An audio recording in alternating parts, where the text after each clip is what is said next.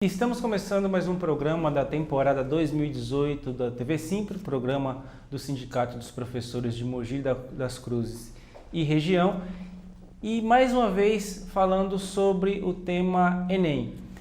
Já tivemos um programa que trata sobre isso, que você pode assistir no nosso canal no YouTube, TV Simples, e também no site aqui do sindicato. E mais uma vez recebendo a professora Érica Maria Toledo Catalani, que é supervisora escolar da Secretaria Municipal de Educação de São Paulo. Érica, mais uma vez, um prazer tê-la aqui no nosso programa. O prazer é meu. Bom, Érica, nós conversamos muito sobre o Enem, a importância e os processos de avaliação envolvidos na construção dessa prova antes dela chegar lá na mesa do aluno, do candidato, do postulante a uma vaga na universidade. Mas ficou uma curiosidade, como que são elaboradas essas questões?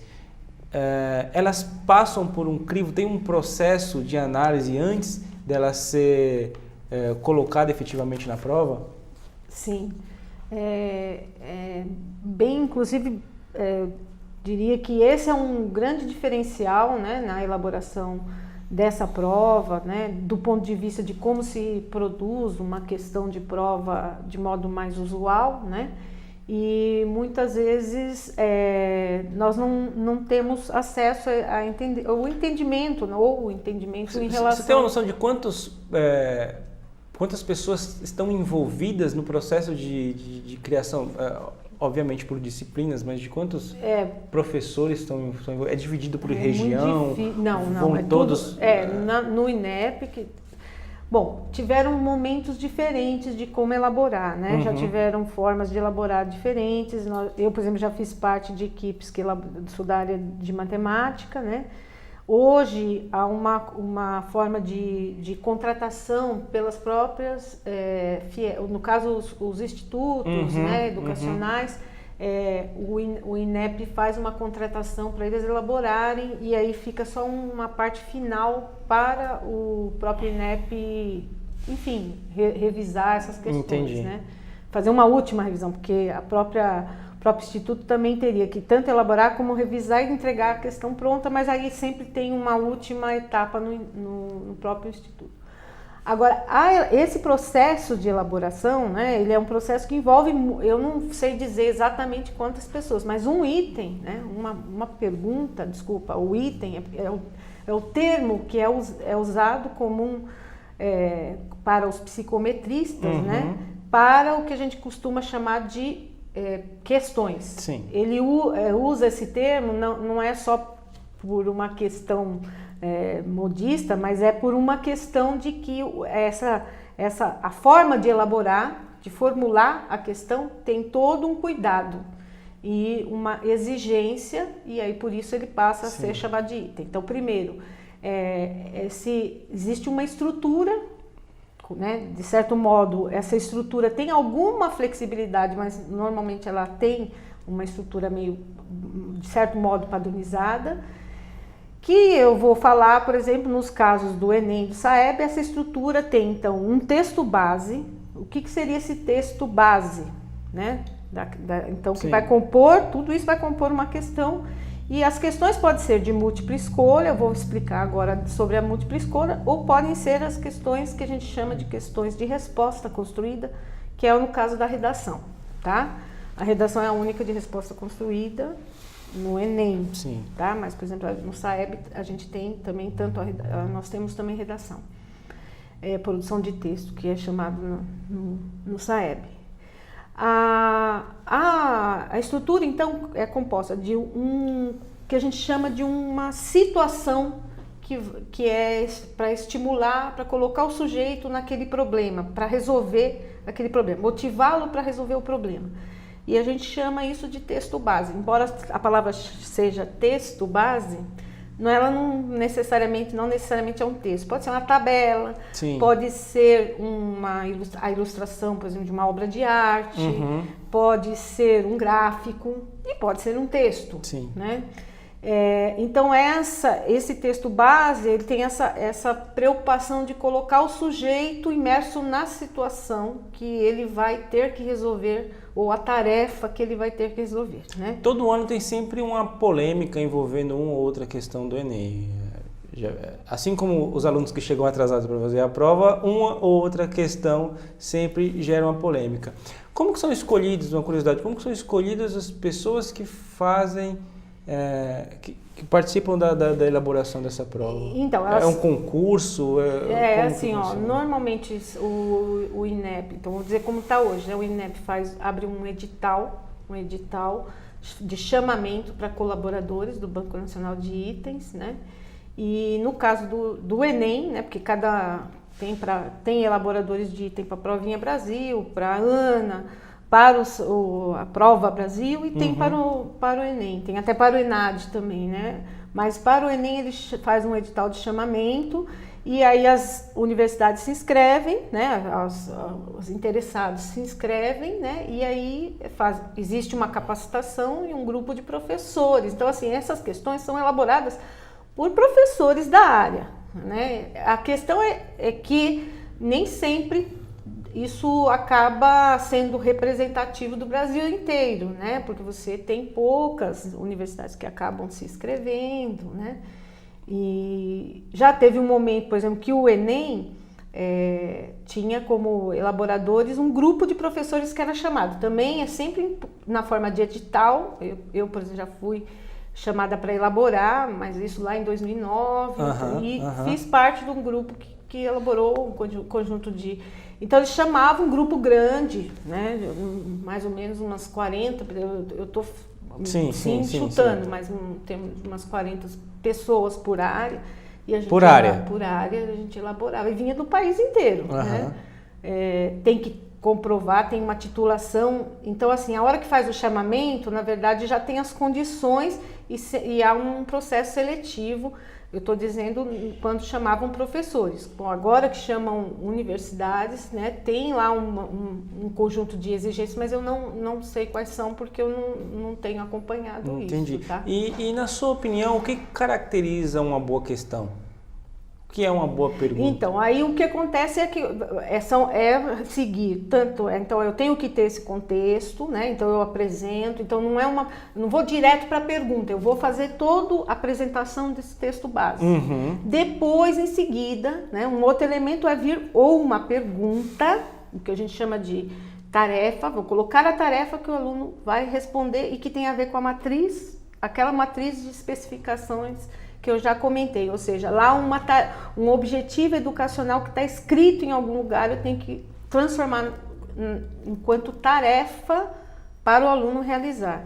E essa tarefa pode vir na forma de uma pergunta, então, ou uma forma de uma frase a ser completada. Entendi. Né? Então, por exemplo, se eu quiser, na área de matemática, eu posso fazer uma pergunta, né? Qual o resultado, qual a medida de tal, fiz uma situação problema, qual a medida em metros quadrados do retângulo, né? Ou posso, a medida em metros quadrados do retângulo e aí então as alternativas. Bom, então aí depois eu tenho que configurar as alternativas, que são 5 no caso do Enem.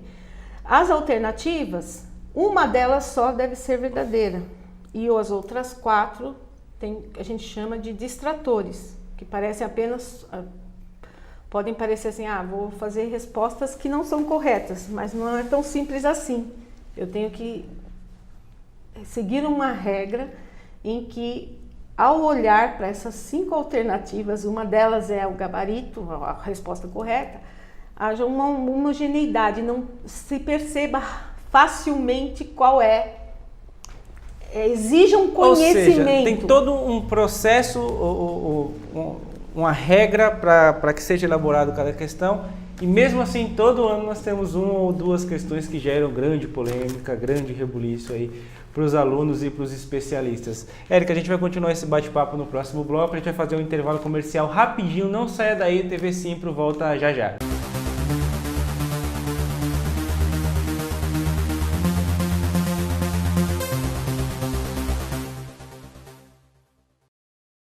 Professor, por meio do site do Simpro, você pode denunciar irregularidades. Clique na aba Atendimento e depois no link Denúncias.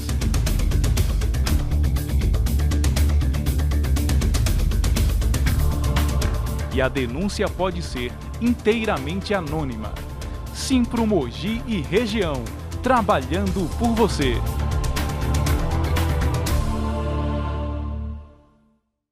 O Simpro Mogi mantém uma lista ampla de convênios médicos com descontos exclusivos e vantagens para os associados. Acesse simpromogi.org.br e saiba mais. Simpro Mogi e região, trabalhando por você.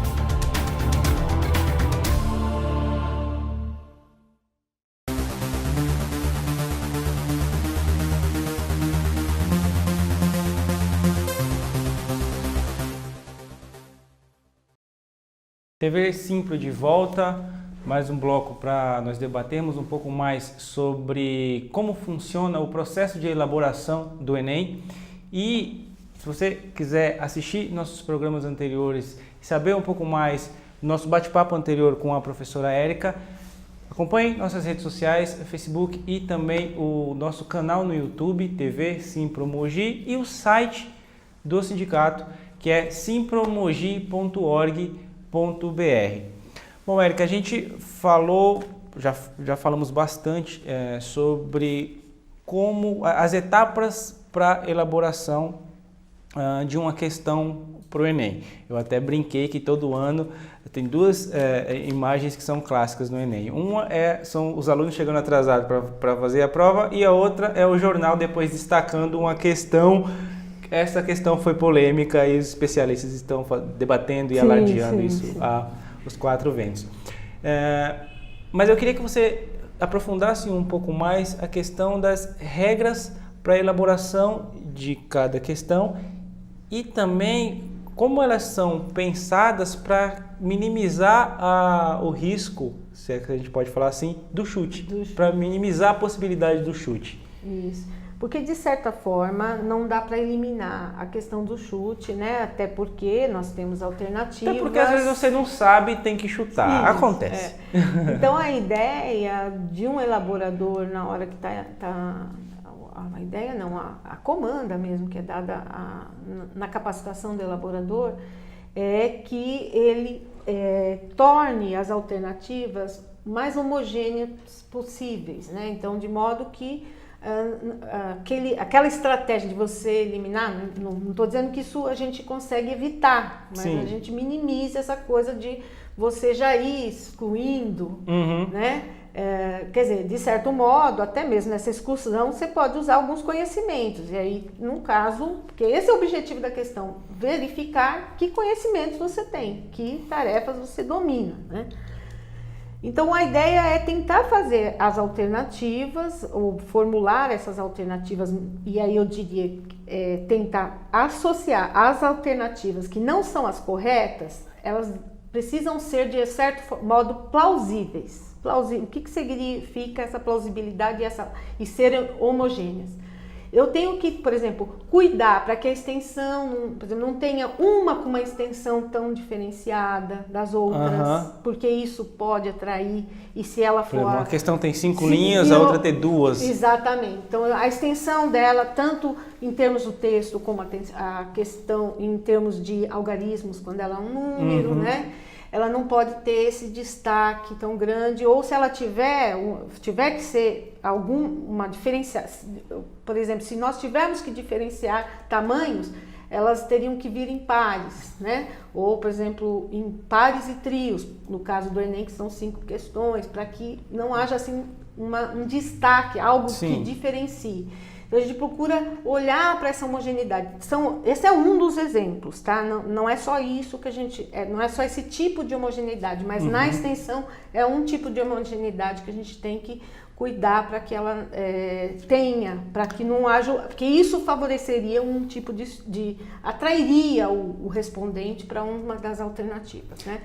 E o que mais? A gente, normalmente, quando você estabelece as alternativas erradas, você tem que sempre pensar em uma hipótese do aluno que não domina aquela habilidade. Então, por exemplo, eu estou elaborando, por exemplo, uma questão que envolve um conhecimento sobre equação de segundo grau. Sim. Né? Então, eu tenho que pensar, por isso que quem elabora as questões precisa ser um professor. Ele tem que colocar nessas alternativas não corretas, que a gente costuma chamar de distratores, alternativas ou erros que comumente os alunos cometem na sala de aula, de modo que chegariam a essas alternativas aqueles alunos que não dominam mesmo, né? Porque a ideia é ler o texto base, que é o contexto da questão, ler a tarefa e resolver, para depois vir buscar aqui nas alternativas qual delas corresponde à resposta que você obteve, né? Então, isso, sem querer te interromper, mas já interrompendo, isso também é pensado para que o aluno ele não fique refém do decoreba.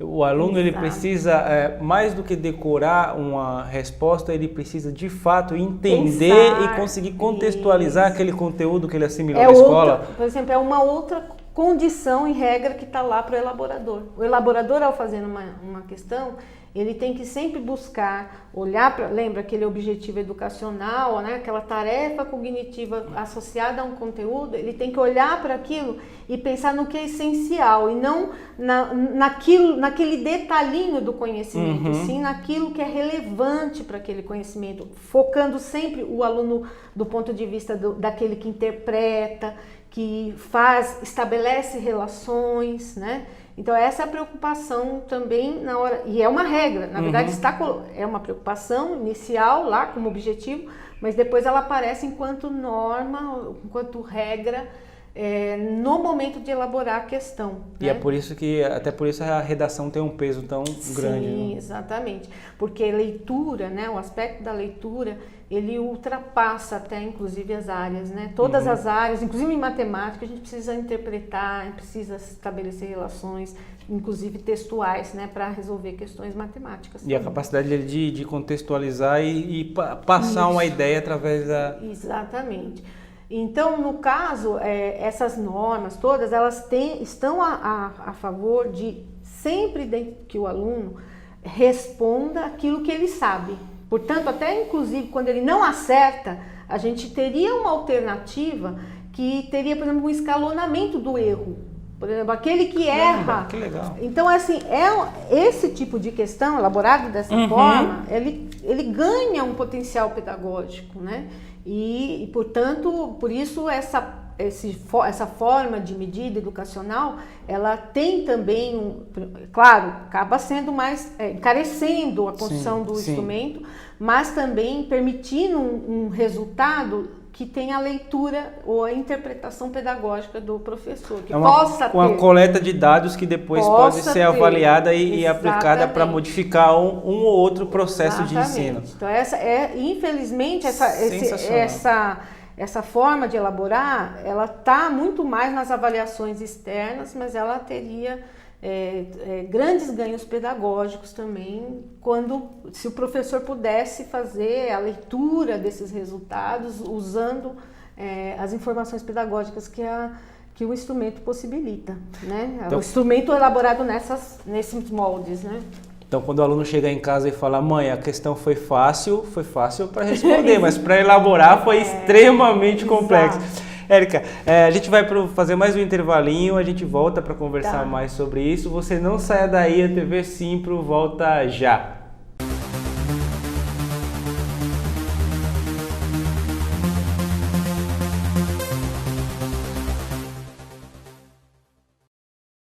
Se você é professor do ensino privado em Mogi das Cruzes, sindicalize-se ao Simpro. Aqui, seus direitos são defendidos de verdade.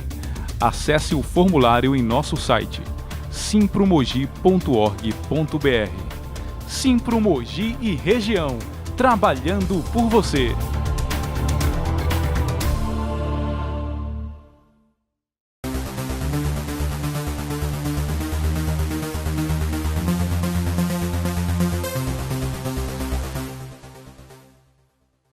E a TV Simpro está de volta, hoje recebendo a professora Érica Maria Toledo Catalani, que é supervisora escolar da Secretaria Municipal de Educação de São Paulo e que vem conversando conosco sobre como é elaborada a prova do Enem.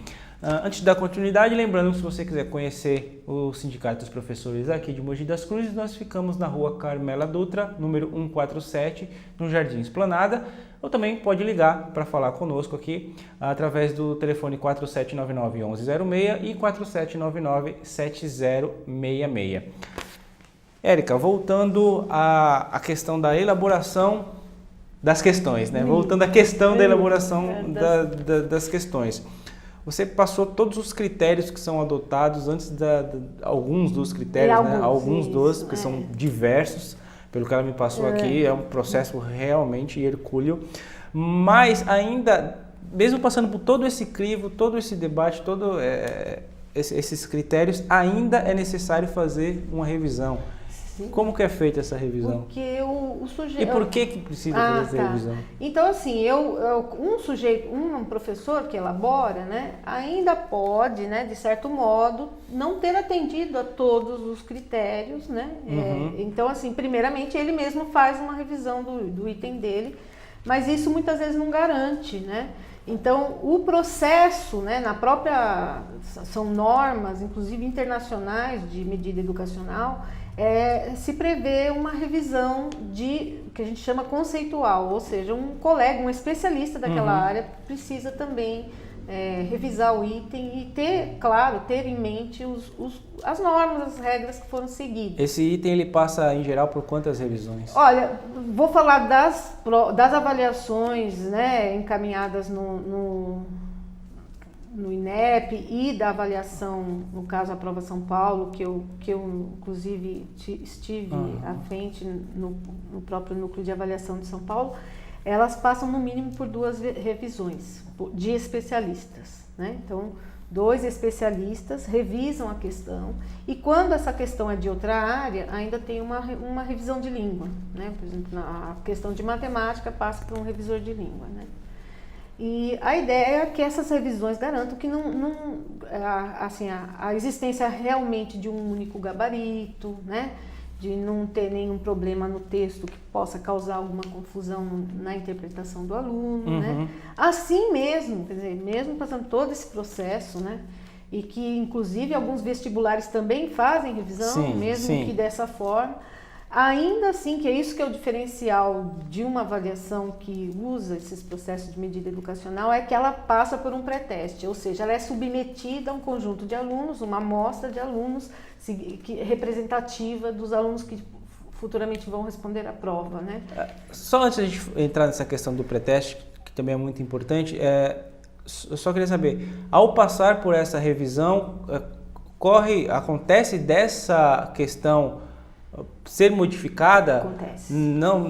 Não só por uma questão de interpretação, mas por causa de algum tipo de divergência ideológica de linha? Pode acontecer. Dos revisores.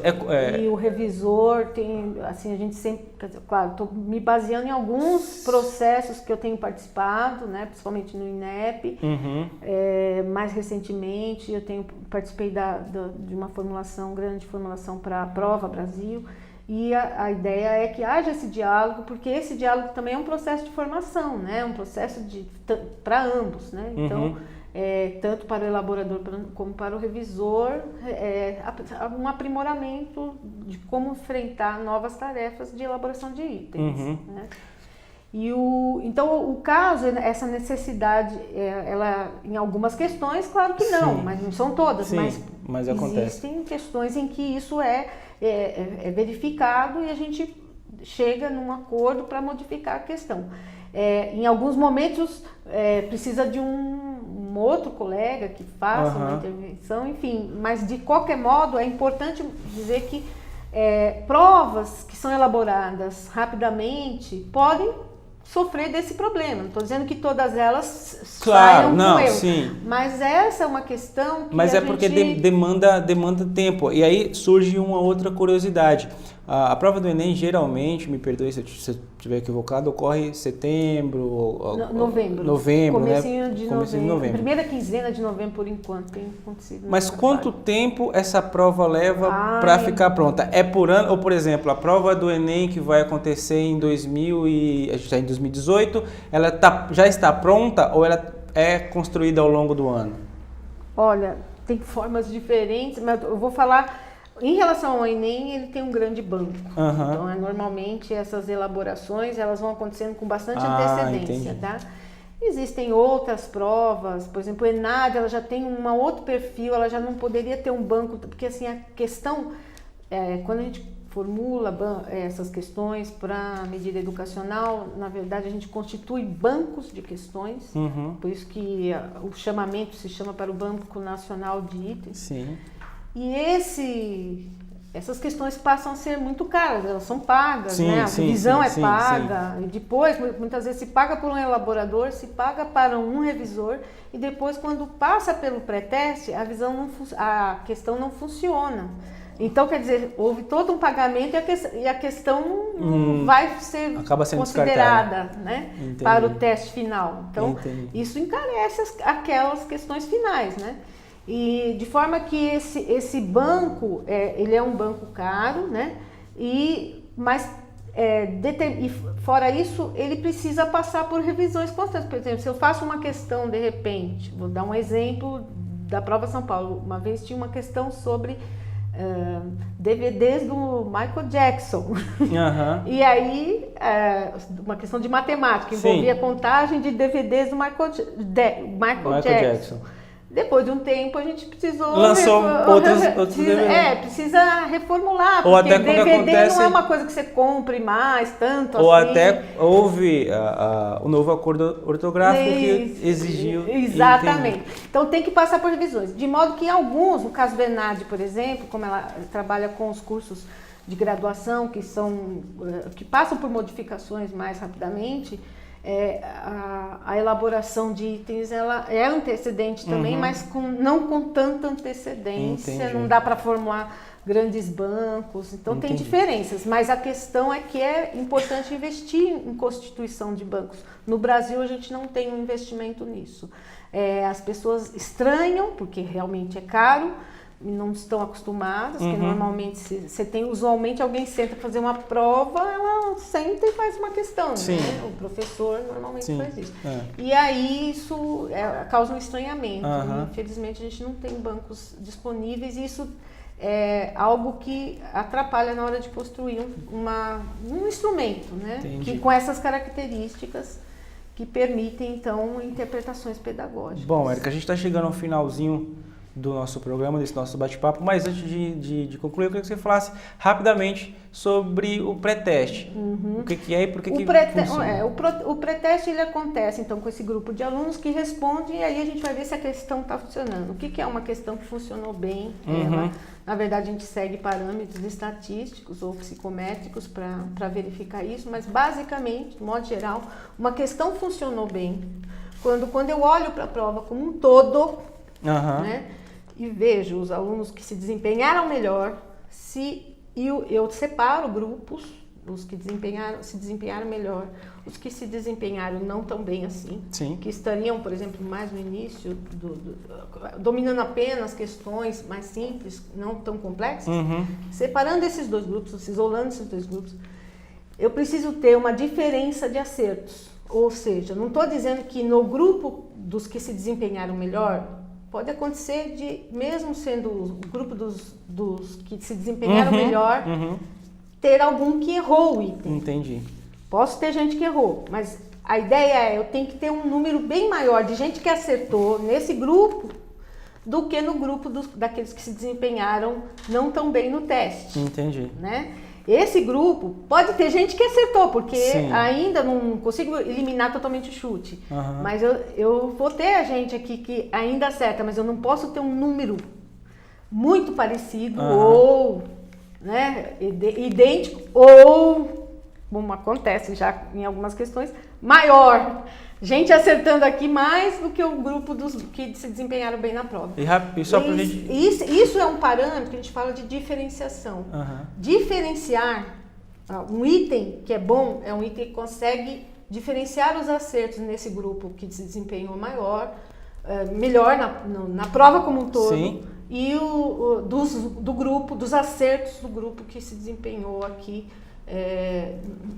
somente bem com as questões mais simples. Rapidamente, quantos pré-testes são feitos? Não, daí se faz um pré-teste, um pré-teste, e aí já se consegue, por exemplo, garantir o que são as questões boas e as questões que não funcionaram bem, são eliminadas, e aí se constrói um instrumento. Entendi. Nesse instrumento, na hora que vai para a população real, esses itens já têm esses parâmetros, mas eles são submetidos novamente ao crivo dessa nova população. Sempre uma análise estatística, ela leva em consideração aquela população inicial amostral, mas também leva em consideração a população que, no caso, que está se desempenhando na edição do Enem lá, né? Ou seja, é muito complexo elaborar uma prova do porte do Enem e exige muito trabalho duro. Érica, prazer imenso conversar com você.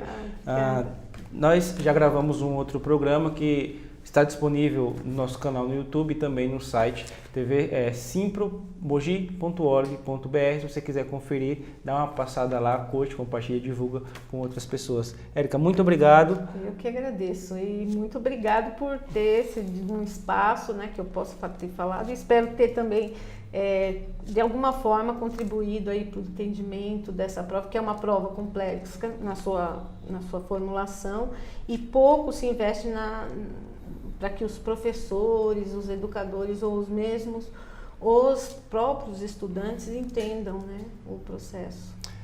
Bom, é isso aí. O programa de hoje fica por aqui. Agradeço a audiência de vocês. Eu sou o Deto Vale e a gente se vê na semana que vem. Até lá. Ou melhor, aqui no TV Simpro. Até a próxima. Tchau, tchau.